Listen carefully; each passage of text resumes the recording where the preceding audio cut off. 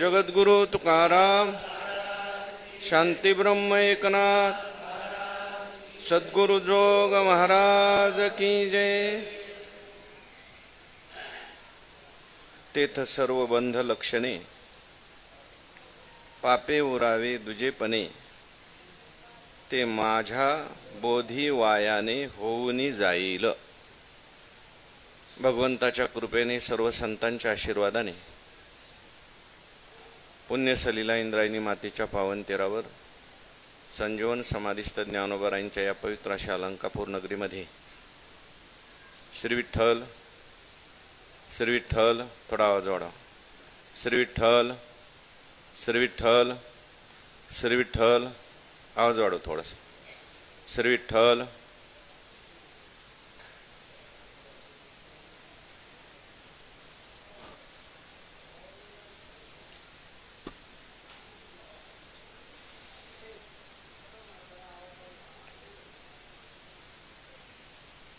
भगवंताच्या कृपेने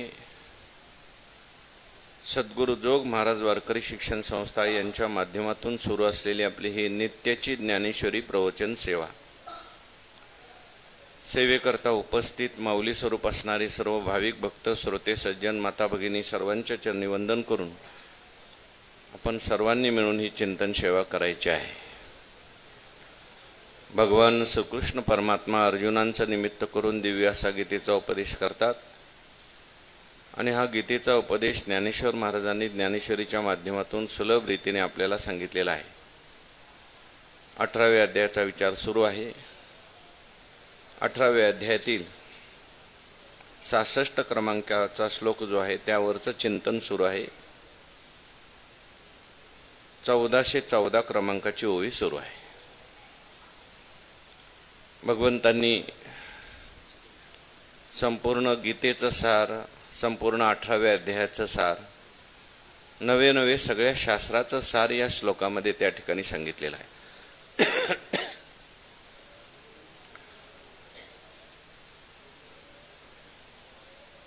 सार जर काय असेल तर भगवान म्हणतात, सर्व धर्मान परित्यज्य मामेकम शरणं व्रज, अहं त्वा सर्व पापेभ्यो मोक्षयिष्यामि मा शुचा।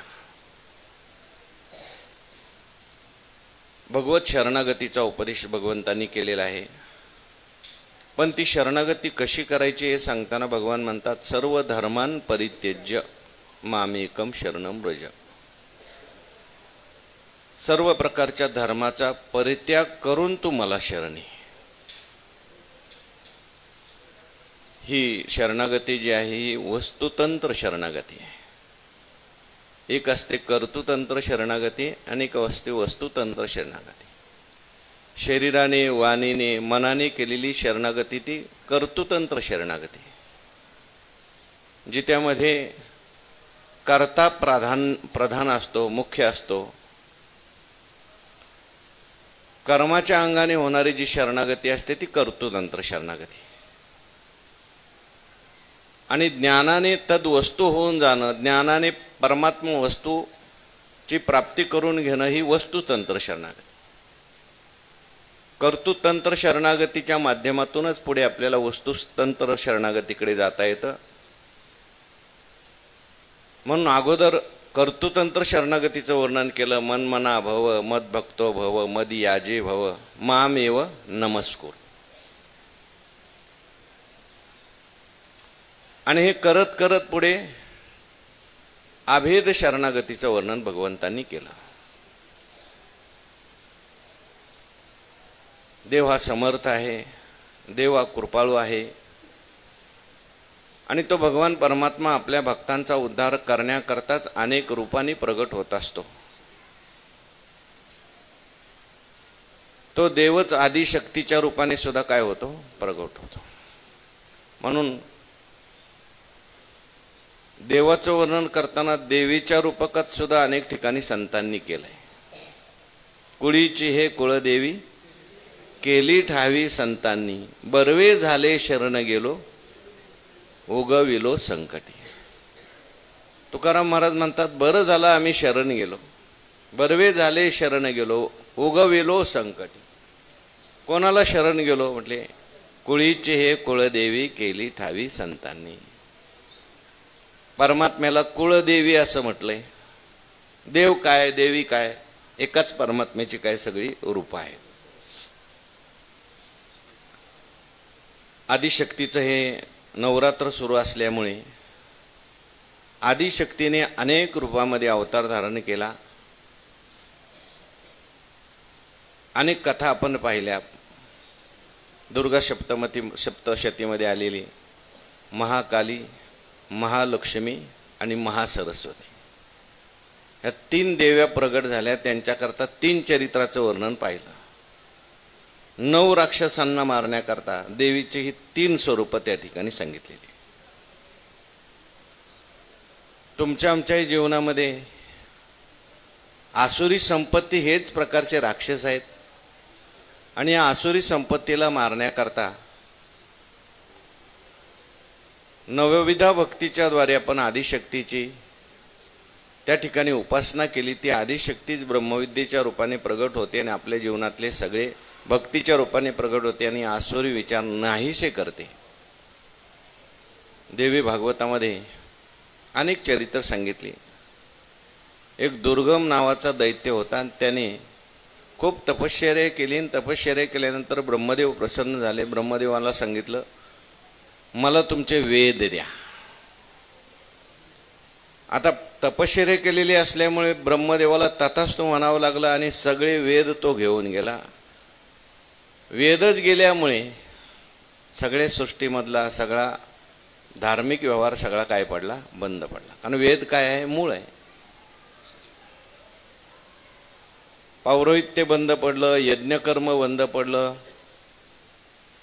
देव दुर्बळ झाले, स्वर्गातलं देवांचं राज्य गेलं, सज्जन ब्राह्मण सगळे दुर्बळ झाले, कारण वेद मूळ आहे. म्हणून या सगळ्यांनी परत आदिशक्तीची उपासना केली. आदिशक्ती त्या ठिकाणी प्रगट झाली. त्या दुर्गम नावाच्या दैत्याला मारून आदिशक्तीने सगळे वेद काय दिले, परत दिले. ते शताक्षी नाव पडलं. सगळ्यांचं पोषण तिने केलं. आपल्या नेत्राद्वारे वृष्टी, पर्जन्य वृष्टी करून सगळ्यांचं पोषण केलं. म्हणून शाकंभरी असं सुद्धा तिचं नाव पडलं. थोडक्यात काय, भगवंताला शरण जायचंय, परंतु शरण जात असताना ही जी शरणागती सांगितली ही शेवटची शरणागती. वस्तुतंत्र शरणागती, अभेद शरणागती, परमात्म्याला यथार्थ रीतीने जाणणं हीच परमात्म्याची खरी शरणागती. कारण जोपर्यंत परमात्म्याला जाणलं नाही तोपर्यंत केलेली शरणागती जी आहे ती एका अंगाने केलेली शरणागती, एका देशाने केलेली शरणागती. आणि परमात्म्याला यथार्थ स्वरूपाने जाणणं काय, परमात्म्याला जाणणं म्हणजेच परमात्मा स्वरूप होणं आहे. आपण नेहमी हा विचार सांगतो की बाहेरच्या पदार्थांना जाणलं तरी त्या वस्तूंची प्राप्ती करायचं शिल्लक राहून जातं, पण परमार्थाच्या बाबतीत, परमात्म्याच्या बाबतीत जाणणं हीच प्राप्ती आहे. एवं वस्तूशी जाणो जाता, जाणणीची वस्तू तत्वता, तेथ जाणणे आणि जाणता कायचा. जे जाणणे साने मोठे उरो नेदी, सांगतयाचे बोलणे खुंटे, ऐकतयाचे व्यसन तुटे, जे जाणणे साने मोठे उरो नेदी. म्हणून त्या परमात्म्याला जाणणं म्हणजे तत्स्वरूप होऊन जाणं.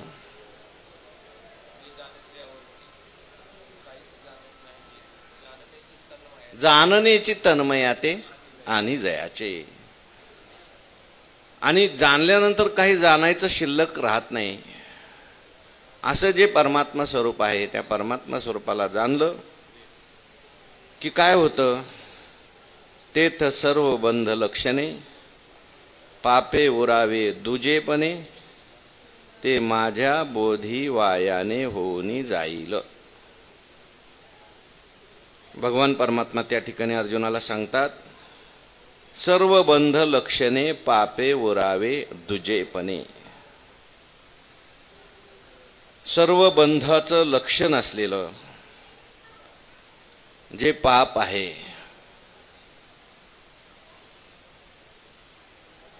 ते पाप जे आहे उरलं, दुजेपणाने ते पाप जर उरलं तर सर्व प्रकारचा बंध त्या ठिकाणी निर्माण करतं.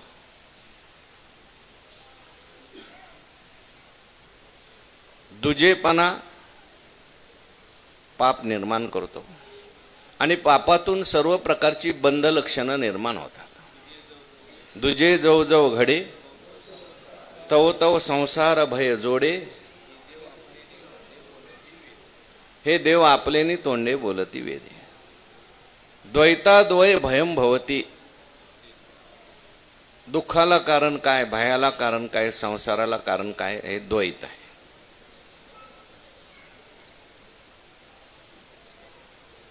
म्हणून त्या ठिकाणी द्वैत निर्माण झालेलं आहे. कशामुळे निर्माण झालं? द्वैताला कारण काय? अज्ञान हे द्वैताचं कारण आहे. अज्ञान एक रूढे तेने कोहम कल्पाचे मांडे, मग विवरोनी कीजे पुढे देहो हम आयसे. आत्मस्वरूपाचा अज्ञान. जीव हा परमात्मा रूपच आहे, जीव हा ब्रह्मरूपच आहे. पण असं असताना सुद्धा अज्ञानामुळे तो काय झाला? वेगळा झाला, द्वैत निर्माण झालं. आणि मग मी देह आहे, मग मी करता आहे, मी भोगता आहे, मी जन्मणार आहे, मी मरणार आहे. हे सगळं द्वैत अज्ञानातूनच काय झालेलं आहे? निर्माण झालेलं आहे. सर्व बंध लक्षणे म्हटले. आज्ञत्व, कर्तृत्व, भोक्तृत्व, प्रमातृत्व, मनुष्यत्व, सगळी बंध स्वरूप पाप जे आहेत, जे अज्ञान अवस्थेत पापे उरावे दुजेपणे, त्या ठिकाणी ही पाप माझ्यावरून भिन्नता निर्माण करतात. हो, दुसरे ते पाप देह बुद्धी असं म्हटलं. मी देह म्हणता ब्रह्महत्या कोटी येऊनिया पाठी थापटी. सगळ्यात मोठं पाप काय? मी देह म्हणणंच पाप आहे. मुख्य म्हणजे भेदबुद्धी हेच पाप आहे. आणि त्या ठिकाणी जर आपण परमात्म्याला शरण गेलो तर भगवंताची कृपा होते. भगवंत काय करतो? ज्ञान देतो. किंवा माझ्या विठोबाचा कैसा प्रेमभाव, आपणची देव होय गुरु. तो गुरु होऊन आपल्याला ज्ञान देतो, किंवा तो स्वतः सुद्धा ज्ञान आपल्या हृदयामध्ये प्रकाशित करतो. त्या ज्ञानालाच काय म्हटलंय? बोध. कोणतं ज्ञान भगवान परमात्मा प्रकाशित करतो? संत कोणतं ज्ञान देतात? बोध दिला मज सांगाते, मार्ग दाविला नीठ, भ्रांती हे समूळ गेली दिसू लागली वाट, नाचत प्रेम छंदे, एका जनार्दनी पावलं पंढरी पेठ. बोध देतात संत. संत दुसरं काय देत नाही, देव दुसरं काय देत नाही, बोध देतो. आपल्या आवडत्या भक्ताला बोध देतो. आणि तो जो बोध आहे त्या बोधाच्या माध्यमातून ते माझ्या बोधी वायाने होऊन जाईल. माझा बोध प्राप्त झाला की हे सगळं काय होऊन जातं? वायाने. म्हणजे ज्ञानोबारायांनी वर्णन केलं, ऐसे धर्माधर्माचे टवाळ, दावी अज्ञान जे का मूळ, ते त्यजुनी तेजी सकळ धर्म जात. जोपर्यंत अज्ञान आहे तोपर्यंत देहाच्या विषयी सत्यबुद्धी आहे. तोपर्यंत मग जन्म मरण कर्तृत्व भोक्तृत्व पाप पुण्य सगळे काय आहे. पण एकदा अज्ञान गेलं, मी वासुदेव तत्वता, हे समस्तही श्री वासुदेव, असा व्यापक बोध प्राप्त झाला की त्या बोधामध्ये हे सगळं जे आहे बंध लक्षणं जे आहेत ते माझ्या बोधी वायाने होऊन जाईल. खोटं होऊन जाईल, मिथ्या होऊन जाईल. रज्जू सर्पाकार भासियले जगदंबर. हे सगळं पुण्य पाप जे आहे भगवान परमात्म्याने वरती सांगितलं, हे सगळं मीच होऊन जाईल किंवा हे सगळं खोटं होऊन जाईल. स्वप्नीचे चेईले जाईल रया आणि एतुलेनी अपैसया सुटलाची हासी धनंजया घेई मज प्रकाशोनिया सोडवीन तुते. म्हणून एतुलेनी अपैसया अशा प्रकारचा जर बोध प्राप्त झाला तर अपैसया सुटलाची आहाशी धनंजया. धनंजया तू अपैसया सुटलाची आहाशी. आपोआप त्या ठिकाणी तो सुटला म्हणूनच समज. सहज. का सहज? कारण इथे काही करायचं नाहीये, आहेच ते फक्त काय करायचंय, जाणायचंय. एवढं सहज आहे. बाकीच्या गोष्टी मिळवणं एवढं सहज नाही. आपल्याहून भिन्न पदार्थाला मिळवायचा असेल तर त्याच्यासाठी खूप कष्ट आहेत. बरं, एवढे कष्ट करून सुद्धा तो पदार्थ राहील की नाही सांगता येत नाही. परंतु जे आपलं स्वरूपच आहे ते आपल्याला मिळवण्याकरता कोणते कष्ट आहेत?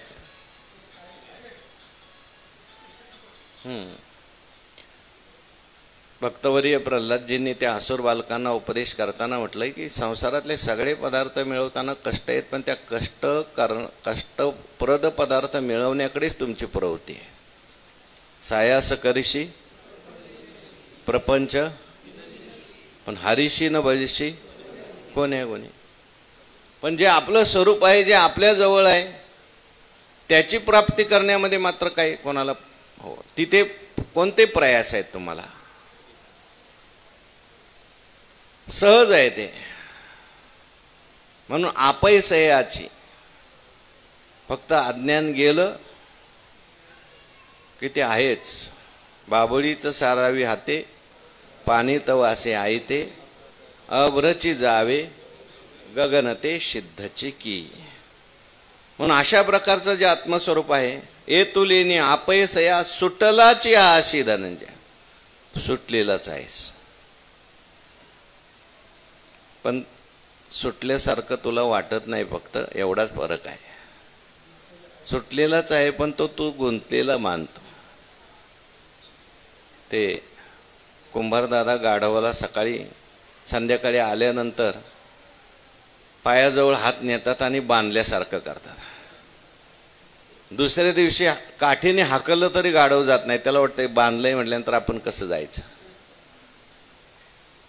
पायाजवळ हात नेला की ते आपोआप त्याला वाटतं सोडलं, आता चला. मने बांधला मी फोडा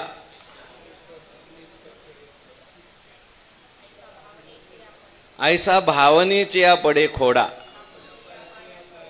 का मोकळ्या पायाचा चवडा गोवी अधिके. ऐसा काजे विना आतुडला तो सांग पा काय अनिके बांधिला तरी न सोडीच नेला तोडोनी आर. कोणी बांधलंय तुम्हाला? आपल्याला कोणी बांधलं नाही, आपणच आपल्याला बांधलंय. अनेक प्रकारच्या आसक्ती, अनेक प्रकारच्या तृष्णा, मला हे पाहिजे, मला ते पाहिजे, असं झालं पाहिजे, तसं झालं पाहिजे, हाच बंद आहे.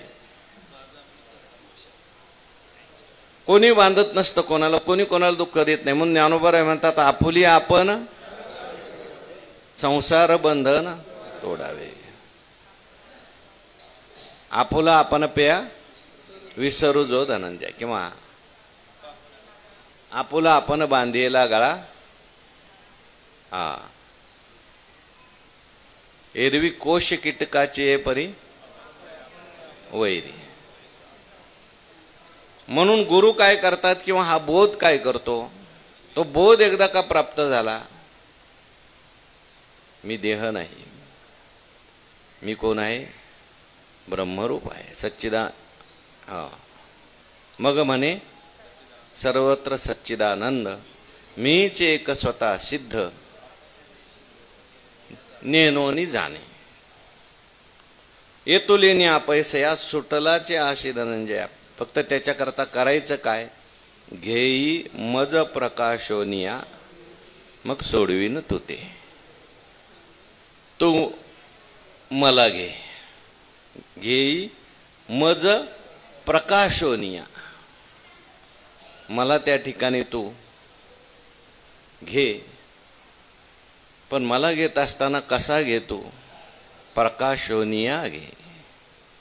म्हणजे ज्ञानाच्या द्वारे जाणून घे. मला घ्यायचं असेल तर एकच मार्ग आहे, जाणायचंय मला. मी दुसऱ्या कोणत्याही उपायाने प्राप्त होणार नाही. म्हणून येण्याची कारणे वस्तु ते ज्ञेय म्हणणे, ज्ञाना वाचून कवने उपायाने. म्हणून त्याला ज्ञेय असं म्हणतात. म्हणून मला घ्यायचं असेल ना, घेई मज प्रकाशोनिया. मला तू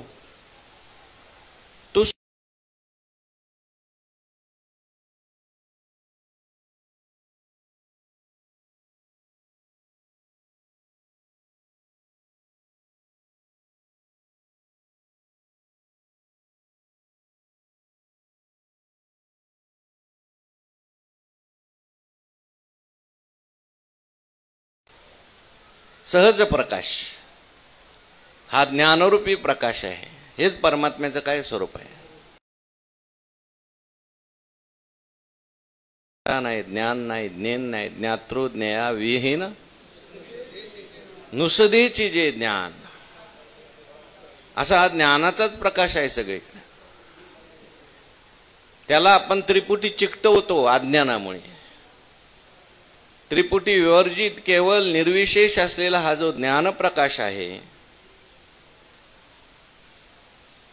तो त्या ठिकाणी प्रकाशाने प्रकाशित हो. माझ्या प्रकाशाने प्रकाशित होतो. माझ्या ज्ञानाने तू ज्ञानरूप हो. मी जसा ज्ञानरूप आहे तसा तू ज्ञानरूप हो.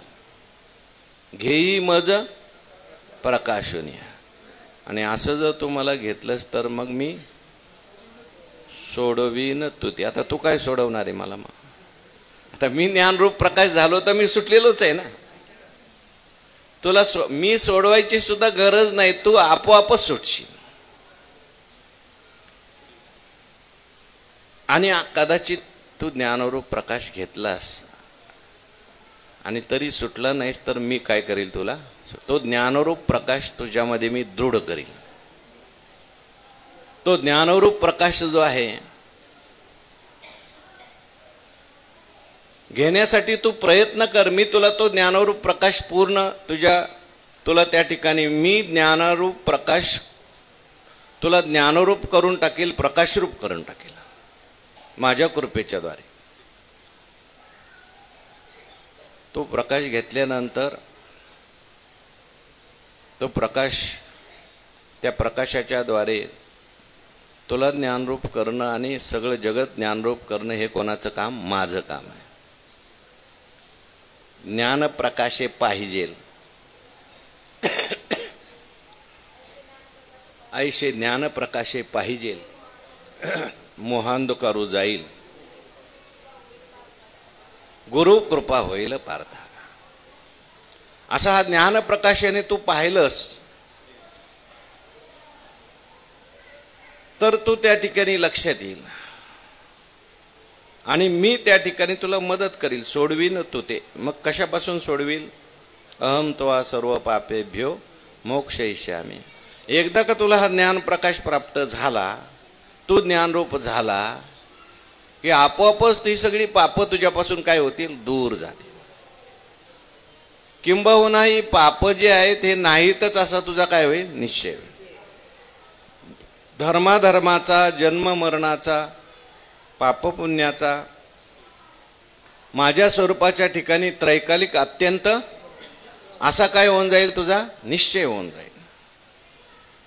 म्हणून मी सोडवीन तू ते या कारणे पुढती हे आधीन वाहे चित्ती मज एकासी ये सुमती जानोनी शरण. या कारणे आता म्हणून पुढती हे आधीन वाहे चित्ती, चित्तामध्ये आता विनाकारण ही चिंता करू नकोस.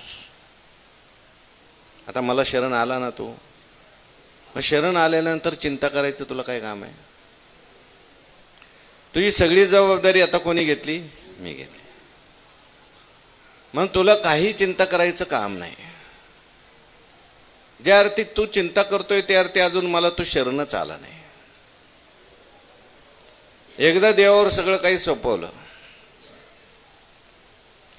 मग चिंता करायचं काही काम नाही. अर्जुन चिंता करत होता का? म्हणजे युद्धाच्या बाबतीत मला कोणाबरोबर उद्या लढायचं आहे? अहो, भीष्माचार्यांनी प्रतिज्ञा केली. दुर्योधन बोलला, पितामह तुम्ही शरीराने आमच्या बाजूने लढताय, पण तुमचं मन सगळं तिकडं पांडवांच्या बाजूने. अहो, एवढे कौरव मारले गेले, अजून पांडवांचं कोणीच मरत नाही. काय तुमचं शौर्यत्व करायचंय? काय तुमचं वीरत्व करायचंय? आला राग भीष्माचार्याला, असं म्हणतो का? उद्या एक तर निष्पांडवी पृथ्वी करील, नाही तर देवाला तरी हातामध्ये शस्त्र धरायला लावी. केली पांडवांनी प्रतिज्ञा, आता देवाला कळायला उशीर लागतोय. न सांगता तुम्हा सगळे झोपलेले आहेत. अर्जुन तर एकदम घोरत होता. देव गेले, अर्जुना उठ उठ बाबा. कशाला उठवता देवा मला? अरे बाबा, भीष्माचार्यांनी प्रतिज्ञा केली उद्या निष्पांडवी पृथ्वी करायची, मग मी काय करू? म्हणजे अरे तू खुशाल झोपलाय, उद्या तू मरणार आहेस. म्हटले तू जागा असताना मी मरील कसा? म्हणे चिंता करण्याची मला काय कारण आहे सांग बरं? तू जबाबदारी घेतलेली आहे ना सगळी, आता मला काय चिंता करायची? आता तुझं कळेल ते तारीशी तरी तारी, जवळी अथवा दुरी दरिये घाली संसारी आठवण. काय तुला करायचं असेल तसं कर. देवाला एकदा शरण झाला का मग देवावर सगळं सोपवलं, मग हे शरीर देवाचं झालं. आपण माळ घालतो ना, माळ कशा करता घालायची? ह्याच्या करताच. आता ही शरीरावर माळ टाकली ना, आता हे देवाचं झालं. जी काही सुखदुःख असतील ते सगळ्याचा साक्षी देव आहे. चांगलं घडू द्या, वाईट घडू द्या, सुख येऊ द्या, दुःख येऊ द्या, अशी शरणागती केली ना. अर्जुना आता तू काय कर, तू विनाकारण चिंता करू नको. या कारणे पुढती हे आधीन वाहे चित्ती, चित्तामध्ये विनाकारण तुझ्या खेद नको. आता परत तू असं म्हणू नको युद्ध केलं तर मला पाप लागेल, वर्णसंकर होईल, अनेक लोक मरतील, त्यांचं त्या ठिकाणी पितृकार्य कोण करील. अशा प्रकारे मनात कुठल्याही प्रकारची आता किंतु बाळगायची गरज नाही. कोणत्याही प्रकारची चिंता करायचं तुला गरज नाही. आता तू मला शरण आलाय ना, आता तू खुशाल जर युद्ध केलं आणि त्या युद्धामध्ये जरी द्रोणाचार्य मेले, तुझे गुरु मेले, भीष्माचार्य मेले, कृपाचार्य मेले, तरी सुद्धा त्यांना मारल्याचं पातक तुला लागणार. याची जबाबदारी कोणी घेतली? कारण तो आता भगवत स्वरूप झालाय, परमात्मा रूप होऊन हे सगळं काम करतोय. मी करतोय अशी भावना तुझी आहे का? मी केलं असं तुला त्या ठिकाणी वाटतंय का? मग आता चिंता करायची तुला काही गरज नाही. परंतु अशा प्रकारे जर मला शरण आलास, अहं त्वा सर्व पापेभ्यो मोक्षयिष्यामि मा शुच, मज एकासी ये सुमती जानोनी शरण. फक्त काय करतो, मला एकाला तू जाणून शरण ये. आणि सुमती म्हटले, पहिला सुमती हो आणि नंतर मला जाण आणि मला जाणून शरण ये. सुमती पाहिजे. जो कुमती आहे तो देवाकडे जात नाही. सुमती म्हणजे चांगली मती ज्याला आहे, चांगली बुद्धी ज्याला आहे. चांगली बुद्धी कोणाला म्हणतात? ईश्वरा वाचोनी काही अनिक लानी नाही, एकची बुद्धी पाही अर्जुना जगी. बुद्धीचे वैभव एका केशव राजे. देवाकडे जाणारी जी बुद्धी आहे ती चांगली बुद्धी, आणि संसाराकडे जाणारी नेणारी बुद्धी आहे ती कुबुद्धी. म्हणून सुमनो आणि शुद्धमती. अर्जुनाला भगवान म्हणतात तू आलेलाच आहे, म्हणून तर मी तुला एवढं सगळं सांगायला लागलो. तू सुमन आहेस, शुद्धमती आहेस, अनन्य आहेस, अनन्य गती आहेस. पण बाकीच्यांच्या करता सांगतोय, शरण यायचं असेल तर पहिली सुमती पाहिजे. सुमती नसेल तर मनुष्य शरणच जाणार नाही. आणि सुमती झाल्यानंतर मग पुढे जाणायचंय देवाला. देवाला जाणायचंय, आत्मरूपाने जाणायचंय, ब्रह्मरूपाने जाणायचंय. आणि मग जानोनी शरण म्हटलंय. मज एकाशी ये सुमती जानोनी शरण. परमात्म्याला न जाणता जर आपण शरण गेलो तर ती शरणागती फक्त शरीराची शरणागती होते. परमात्म्याला न जाणता केलेली शरणागती आहे ती शरणागती जी आहे ती मर्यादित शरणागती आहे. हो, जातो मनुष्य देवळामध्ये, अगदी महाद्वारामध्येच मोठ्याने ओरडतो, मौली अन्यथा शरणम नास्ती, आणि देतो सगळं अंग टाकून तिथंच. मामांनी असं वर्णन केले. पार देवळात गेला तरी सुद्धा तिथं म्हणतो अन्यथा शरणम नास्ती, पण लगेच मनात येतं नवीनच चप्पल घेतली तिकडं काढली, कोणी नेणार तर नाही ना.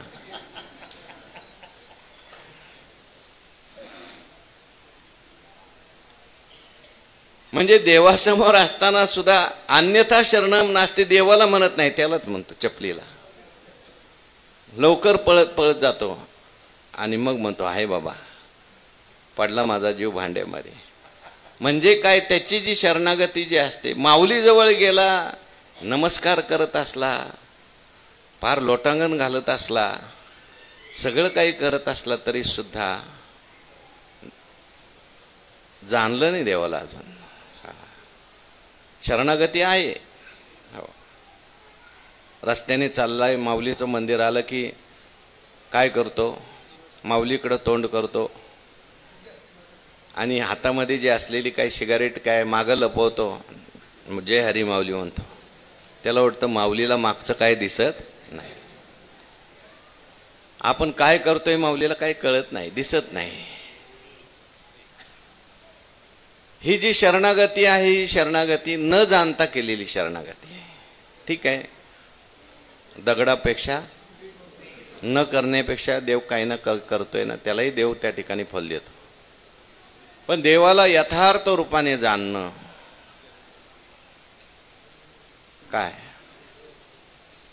मागच्याच गेले ना, पै आपुलेनी भेदेवीन माझे जाणे जे जे एकपण तयाची नाव शरण मज येणे. आपुलेनी भेदेवीन माझे जाणी जे जे एकपण, भिन्नत्वाने नाही अभिन्नत्वाने. परमात्मा आणि मी काय आहे, एकच आहे.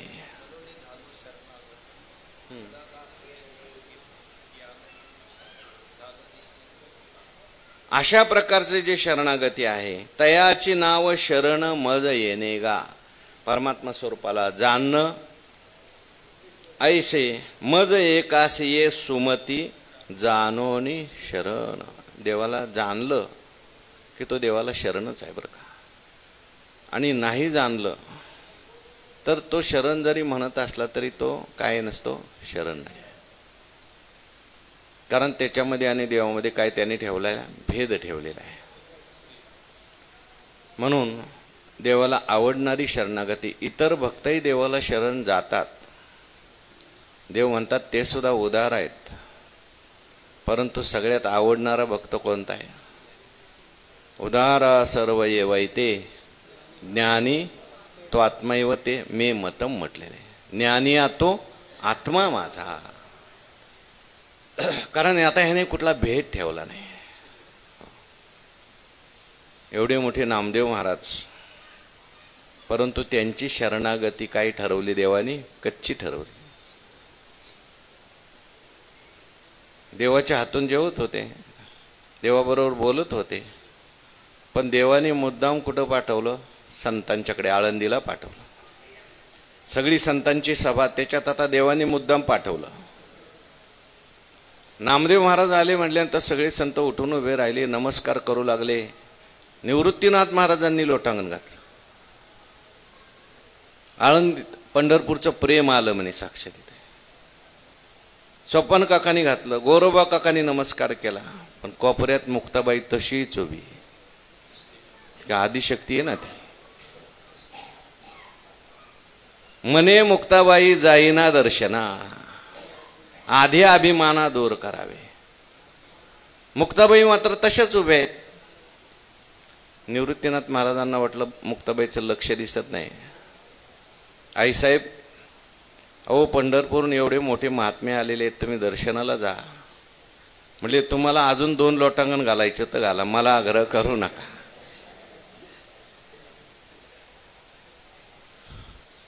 अखंड जयाला देवाचा शेजार, कार्य अहंकार गेला नाही.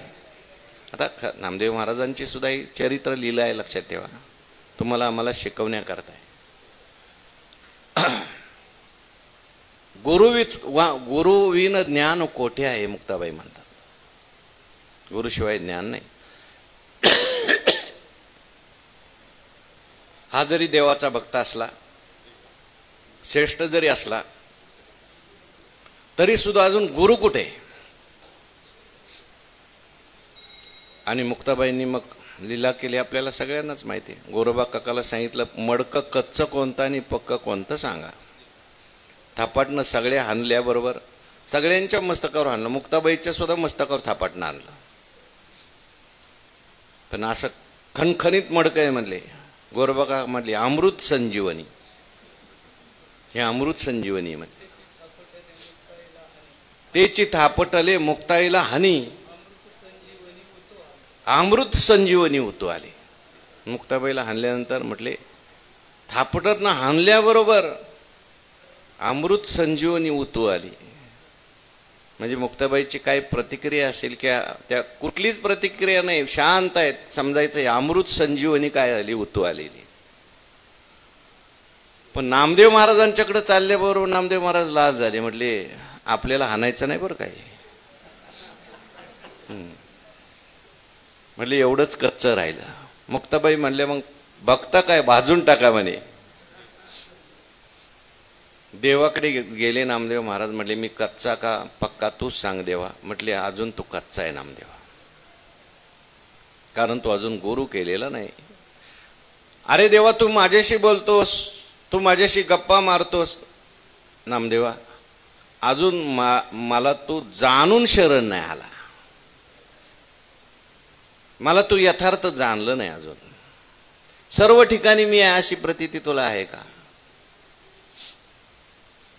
आणि मग नामया शरण भगवंताशी, भगवंत तरी प्रत्यक्ष त्याशी, हरी शिकवी नामयाशी, गुरुविन सुखाशी न पवी.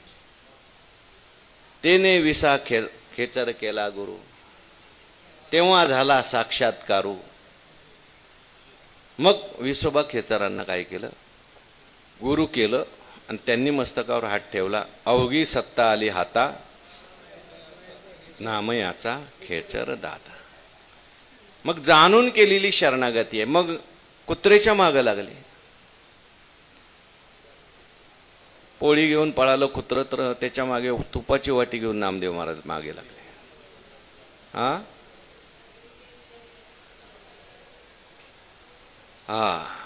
देवा थांब म्हटले, सुकी रोटी का खातो, तो तूप लावून खा असं म्हटले. तर कशा करता मी सांगितलं, जाणून केलेली शरणागती खरी शरणागती म्हणून भगवान म्हणतात, मज एकासी ये सुमती जाणोनी शरण. अशा प्रकारे इथपर्यंत या श्लोकाचं व्याख्यान झालं. आणि आता ज्ञानोबाराय सांगतात, ऐसे सर्व रूप रूपसे, सर्व दृष्टी डोळसे, सर्व देश निवासे, बोलिले श्रीकृष्ण. हे कोणी बोललेलं आहे? सामान्य कोणी बोलणार आहे का? नाही. कोणाचं आश्वासन आहे? मी अहम त्वा सर्व पापेभ्यो मोक्षयिष्यामि मा शुचा, हे कोणाचं आश्वासन आहे? सामान्य तुमचं आमचं आश्वासन नाही का? आपण अल्पशक्ती आहे, आपण अल्प सामर्थ्यवान आहेत. देव आहेत. हा देव कोण आहे त्याचं वर्णन करतात ज्ञानोबा. ऐसे सर्व रूप रूपसे, विश्वातील सर्व रूपाने रूपवान. त्याच्यानंतर सर्व दृष्टी डोळसे, सर्वांच्या दृष्टीने डोळस. आणि सर्व देश निवासे, सर्व देशात ज्याचा निवास आहे. बोलिले श्रीकृष्ण, तो श्रीकृष्ण बोललेला आहे. तो कसा आहे म्हणजे सर्व रूप रूपसे, सर्व रूपाने रूपवान झालेला आहे. जगातली सगळी रूप आहेत ती कोणाची रूप आहेत? अवघी तुझी रूपे देवा. विठ्ठल विस्तारला जनी, सप्तही पाताळे भरुणी, विठ्ठल व्यापक त्रिभुवनी, विठ्ठल मुनी मानसी. सर्व रूप जेवढी आहेत ती सगळी देवाचीच रूप आहे. कांदा मुळा भाजी, कारण सगळीकडे परमात्माच आहे. परमात्माच त्या ठिकाणी, परमात्म्याच्या प्रकाशाने सगळे पदार्थ प्रकाशित आहेत.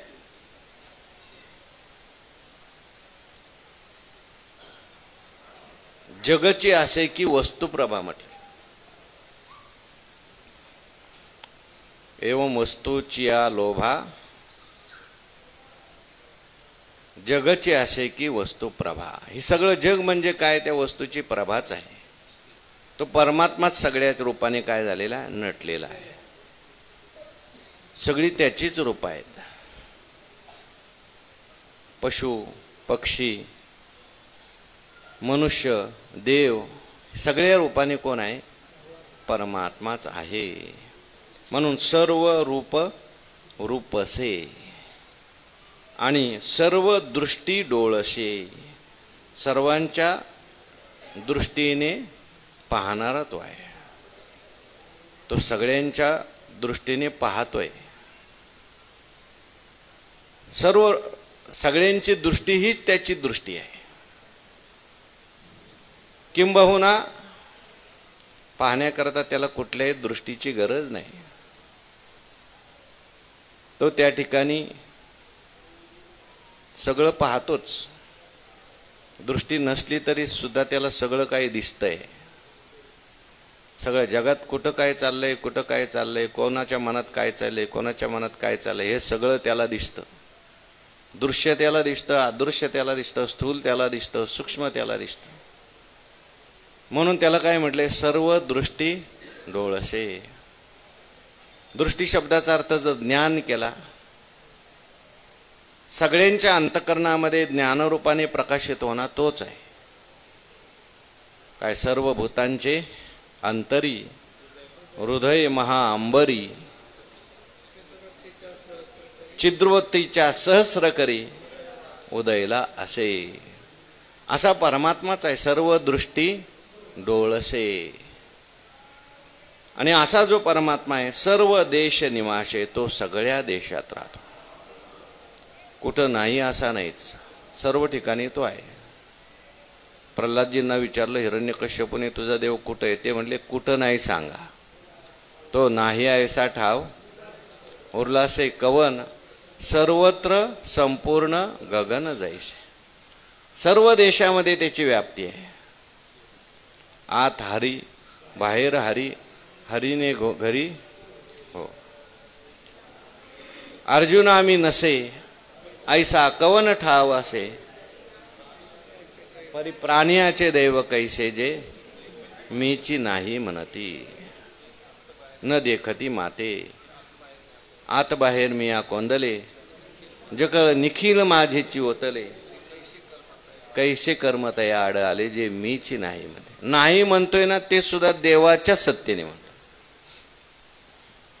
नाही म्हणतोय तिथे सुद्धा देवच आहे.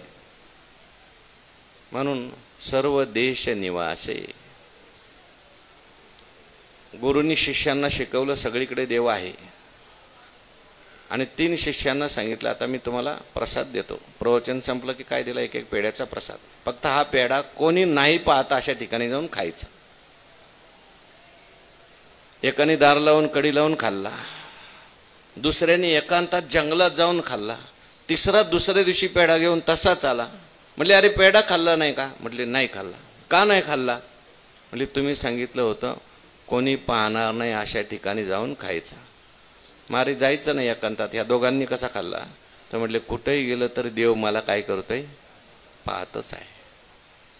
म्हणून सर्व देश निवासे. तो परमात्मा कसा आहे? सर्वच ठिकाणी आहे. बोलिले श्री कृष्णे. तो कोण आहे? श्री कृष्ण. श्रीचं सुद्धा चित्त आकर्षित करणार आहे. श्री म्हणजे कोण आहे? लक्ष्मी आहे. हो, लक्ष्मीचं चाललंय आता नवरात्र. तिचं चित्त सुद्धा तो काय करतो? आकर्षित करतो. हो, लक्ष्मी माता प्रगट झाली. कुठून? समुद्रातून. आणि प्रगट झाल्यानंतर सगळ्यांचं चित्त श्रीकडे लागलं, लक्ष्मीकडे लागलं. आपल्याला लक्ष्मी पाहिजे असं सगळ्यांना वाटतं. कोणाला वाटत नाही मला लक्ष्मी पाहिजे? सगळ्यांनाच वाटतं मला लक्ष्मी पाहिजे. पण लक्ष्मी म्हटली मी कोणाच्या घरी जात नसते. आधी मी परीक्षा करते, मला पसंत पडला त्याच्याच घरी मी जाते. पण लक्ष्मीने परीक्षा घ्यायला सुरुवात केली. कोण कोण आहे? मोठे मोठे ऋषी होते, मोठे मोठे देव होते, मोठे मोठे महात्मे बसलेले होते. सगळ्यांना लक्ष्मी माता पाहते. सगळ्यात पहिल्यांदा कोण होतं? दुर्वास ऋषी बसले होते. दुर्वास ऋषी म्हटले हे देवाचे गुरु आहेत. ओळख करून देताना वरून देवाने सांगितलं देवाचे गुरु आहेत, फार तपस्वी आहेत. शाप दिला, सगळ्यालाच भस्म करून टाकतात. लक्ष्मी माता म्हटली यांचे डोळे लाल झालेले आहेत, यांना अजून क्रोधावर विजय मिळवला नाही. रागीट माणसाच्या घरी आपण कधी जात. न्यूनम तपो यस्य नमन्यू निर्जया. त्यांना बाजूला केलं. ब्रह्मदेव आहेत पण यांनी अजून कामावर विजय मिळवलेला नाही. इंद्रदेव आहेत परंतु त्यांनी दुसऱ्याचा आश्रय घेतलेला आहे. कोणाकडे तप आहे पण शांती नाही. कोणाकडे त्याग आहे पण तो मुक्तीला कारण होणार नाही. कोणाकडे ज्ञान आहे परंतु त्याग नाही, वैराग्य नाही. सगळं आहे असं कोणी दिसलं नाही लक्ष्मीला. लक्ष्मीने विचारलं त्या समुद्रामध्ये निळं निळं काय दिसतंय? ते म्हणले शांताकारम भुजगशयनम पद्मनाभम सुरेशम विश्वाधारम गगनसदृशम मेघवर्णम शुभांगम लक्ष्मीकांतम कमललयम योगिभिर्ध्यानगम्यम वंदे विष्णुम भवभयहरम. लक्ष्मी मातेने सांगितलं हे कोण आहेत? म्हटले हे महाविष्णू शयन करतायत. त्यांना माझी अपेक्षा नाही का? म्हटले त्यांना कशाचीच अपेक्षा नाही, कोणाचीच अपेक्षा नाही. ते आत्मराम आहेत. आपल्या आनंदात ते राहतात, तृप्त आहेत ते. लक्ष्मी म्हटली जो आत्माराम आहे, जो तृप्त असतो, ज्याला कोणाचीच अपेक्षा नसते, मी त्याच्या मागे गेल्याशिवाय राहत. आणि मग भगवंताकडे गेल्या. देवाने सांगितलं आता मला निवांत झोपायचंय, आमच्याकडे जागा नाहीये. तेव्हा मग सर्वस्वे करुणी सेवा अभिमान सांडोनी पांडवा पाय धुवावाचे आदा. किंवा लक्ष्मी स्थिरावली मुकुंदी जैसी. चुकुळीने आपुली आत्मजा सत्कुळीची दिधली. हे असो लक्ष्मी स्थिरावली मुकुंदी जैसी. मग जिथं देव आहे तिथं लक्ष्मी काय करते, स्थिर होते. म्हणून भगवान परमात्मा कोण आहे, श्रीकृष्ण. स्त्रीला सुद्धा आकर्षित करणारा, स्त्रीला सुद्धा स्थिर करणारा असा परमात्मा. मग सावळा सकंकणू बाहू पसरोनी दक्षिणू आलिंगीला स्वशरणू भक्तराज तो. आणि आता सांगून सगळं झालंय, सांगून ज्ञान दिलंय, परंतु देवाचं अर्जुनावर किती प्रेम आहे. सांगून जरी ज्ञान दिलेलं असलं तरी सुद्धा इतकं प्रेम देवाचं अर्जुनावर आहे. सांगितलेलं ज्ञान अर्जुनाने खूप सुंदर ऐकलंय. सगळी गीता अर्जुनाने न झोपता ऐकली, चुळबुळ न करता ऐकली. किंबहुना श्रीकृष्णोक्ती सागरा अगस्तीचं दुसरा, अशा पद्धतीने ऐकल्यामुळे देवाला सुद्धा काय झालाय, आनंद झालाय. आणि भगवान परमात्मा त्या ठिकाणी विचार करू लागले, ठीक आहे ज्ञान आपण याला दिले, पण जाणो न जाणो काही कमी राहिली असली तर. ज्ञान देण्याची देवाची वेगवेगळी कृपा आहे. शब्द कृपा आहे, नेत्र कृपा आहे, हस्त कृपा आहे आणि आलिंगन कृपा आहे. ज्ञान देण्याच्या वेगवेगळ्या पद्धती. शब्द कृपेने ज्ञान दिले आतापर्यंत. काना वचनाचे भेट ही देवाची शब्द, गीतेतले शब्द म्हणजे शब्द कृपा आहे. शब्दाने ज्ञान दिलंय. नेत्र कृपा तर देव अर्जुनावर करतच आहेत, सारखे प्रेमाने पाहतात. कुर्मीचे या पिलेया दिठी पाहना ये धनंजया, आकाशवाये बापिया घरचे पाणी. दृष्टीद्वारे भगवंताची कृपा तर अखंड चालूच आहे. पण काय अर्जुनाचं भाग्य असेल, सगळ्याच कृपा घेतोय अर्जुन. म्हणून काय म्हणतात ना, अर्जुनाची विशेषता व्हावा ऐसे आवडले मज जीवा, जे त्रिभुवनाच्या दैवा एकायतून झाला. काय देवाचं प्रेम अर्जुनावर. देवाला अर्जुनाला असं वाटतं काय कुठं ठेवून कुठं नाही ठेवून, काय करून काय नाही. आता एवढं ज्ञान दिले, नेत्रकृपा केली, शब्दकृपा केली, सगळं केले, तरी आता देवाला असं वाटतं याला आलिंगन कृपा करावी. देव काय करतो, आता अर्जुनाला आलिंगन देतो. जो कोणी एकाग्र होऊन ही गीता श्रवण करेल, देव त्याला काय करतो, शेवटी आलिंगन देतो. आता अर्जुनाला दिलं तसं आपणही समजायचं, आपल्यालाही काय दिलं देवाने, आलिंगन दिलं. पण कसं आलिंगन दिलंय त्याचं चिंतन करा. कसं देव आलिंगन देतात पहा. मग सावळा सकंकणू. भगवान परमात्मा कसा आहे, सावळा आहे. सावळे सुंदर, सावळा ओ हरी सावळा ओ, मदन मोहन कान्हो गोवळा. भगवान परमात्म्याचा रंग कसा आहे, सावळ्या रंगाचा आहे. सावळे रोपडे चोरटे चित्ताचे, उभे पंढरीचे विटेवरी. भगवान परमात्मा सावळा आहे. सावळा रंग भगवंताचा जो आहे तो मेघाप्रमाणे सावळ्या रंगाचा भगवान परमात्मा आहे. आणि असा सावळा सकंकणू. देवाच्या हातामध्ये काय आहेत, कंकण आहेत, रत्नजळीत असे सोन्याचे, त्याला रुपे माणिक वगैरे लावलेले काय आहेत, कंकण आहेत.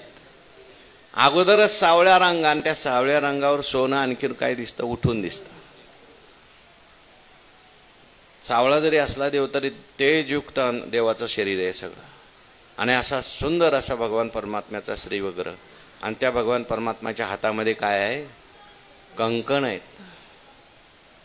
देवाच्या हातातलं कंकण म्हणजे काय, हे आध्यात्मिक आहे बरं का. देवाची ही जी सगळी आयुध म्हणा, अंग उपांग, म्हणजे त्याच्यात सुद्धा अध्यात्म सांगितले. पितांबर म्हणजे वेद आहेत, देवाचं पितांबर म्हणजे.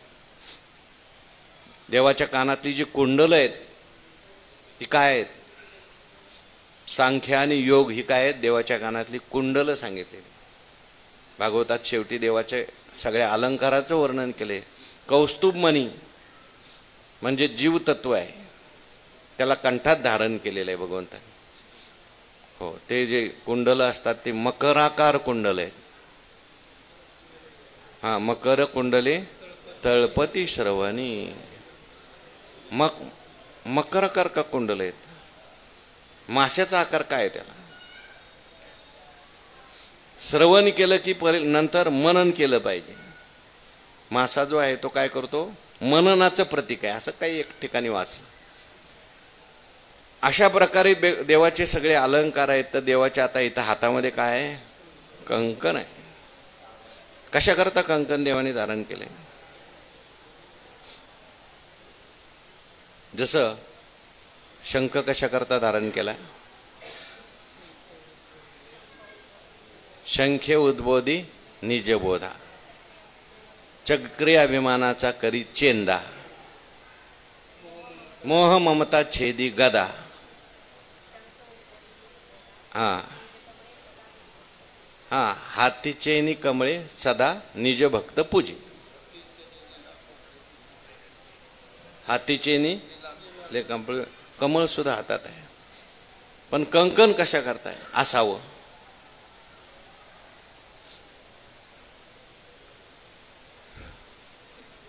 म्हणजे तुम्ही सांगावं, मला माहिती नाही म्हणून मी तो विचारतो. मी सुद्धा विचार एवढा केला नाही, पण आता आलाय आपला. तर असे कंकण देवानी कंकण सुद्धा देवाचं भक्तासाठी काय तरी उपयोगाचं कंकण असलं पाहिजे. भक्तांना आलिंगन देत असताना त्या कंकणाचा सुद्धा काही कृपा प्रसाद देवाला द्यायचा असेल म्हणून भगवंतानी काय केले? आता बाहू पसरोनी दक्षिणू. देवाने काय केलं? अर्जुनाजवळ गेले आणि अर्जुनाला म्हटले, दे आता अर्जुना, मला तुला काय करायचंय? आलिंगन दे. असं म्हणून दिलं असेल का? नाही. प्रेम आल्यानंतर मग विचार नसतो. देवाने लगेच हो अर्जुनाचं हे सगळं ऐकण्याची वृत्ती पाहिली. आता अर्जुनाला सुद्धा ज्ञान झालंय असं देवाच्या लक्षात आलं. आनंद झाला आणि त्या आनंदाच्या भरामध्ये देवाने काय अर्जुनाला केलंय? आलिंगन. ते कसं आलिंगन केलं? मग सावळा स कंकणू बाहू पसरोनी दक्षिण. दक्षिण म्हणजे उजवा का डावा? उजवा. उजवा. अर्जुनाने उजवा हात पुढे केलेला आहे, नंतर डावाही केला असेल, पण बाहो पसरोनी दक्षिण. आणि त्याच्या हातामध्ये काय आहे? कंकण आहे. आलिंगीला स्वशरणू भक्तराज तो. आलिंगन दिलं देवाला. कोणाला? स्वशरणू, स्वतःला शरण आलेला. आणि कोण आहे तो? भक्तराज. तर अर्जुन महाराज भक्तराज कसे आहेत त्याचा विचार उद्याच्या प्रवचनात. पुंडलिक वरदारी विठ्ठल श्री ज्ञानदेव तुका. ठल विठ्ठल विठ्ठल विठ्ठल विठ्ठल. पुंडलिक वर